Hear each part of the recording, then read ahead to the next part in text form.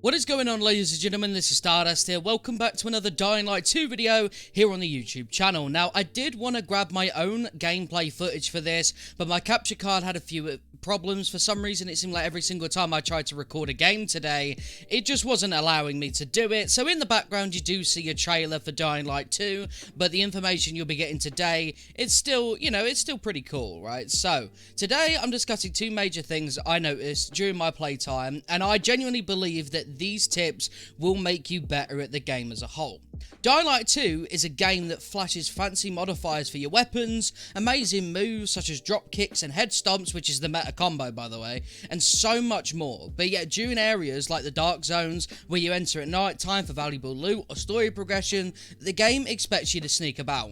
However, for me personally, I found the best approach and more valuable to your time is to just slaughter all the enemies, at least in the early game.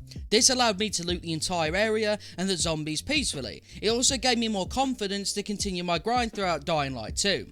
Because, I don't know if you guys were watching a Doom Killer HD podcast the other night, but I said to the boys that when I pulled out my weapon, after you finish parkour, those noises scared me. So I was like, I need to start, getting more confident at this game, you know what I mean? Dark zones can provide things such as crystals, inhibitors, and amazing weapons, so grab yourself a great weapon, get slaying, because with the amount of coins and rewards you can gather, you'll definitely have enough to purchase another great weapon. I would recommend avoiding this strategy during the day though. I figured that I was fairly decent at the combat, so I jumped into a dark zone, only to get destroyed, my apologies, within a couple of seconds. The second thing I did to reassure myself and boost my confidence was continuously purchase immune boosters and medicine packs. In Dying Light 2, there's this system called immunity, and even though when you can't actually watch yourself turn into a zombie, you still die when it hits 0, right? And during nighttime, when you're not under a UV light, your immunity begins to drain.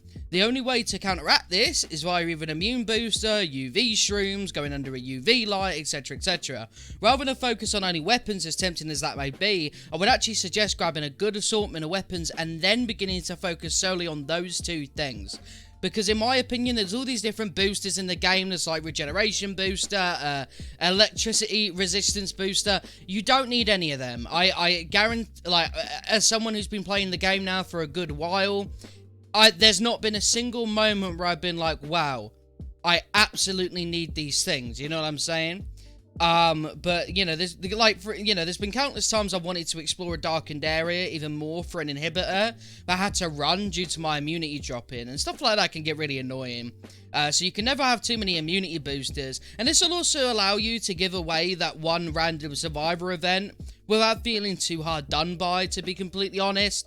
In Dying Light 2, it's kind of, there's so much in the game that you can choose from, but in my honest opinion, picking those two things are just going ham, fighting all the enemies, getting better at the combat, because let me tell you something, the stealth does feel a little underbaked in Dying Light 2, and I think that's kind of on purpose, because, it's kind of it's not the easy option, but it's the one to sort of secure your victory, whereas otherwise, you can go around fighting everyone, but I honestly, I would recommend going swinging, get better at the combat, and then also, just stack yourself with medicine and immunity boosts. You can get these from the random vendors and the merchants throughout the world, or you can make them if you have the blueprints.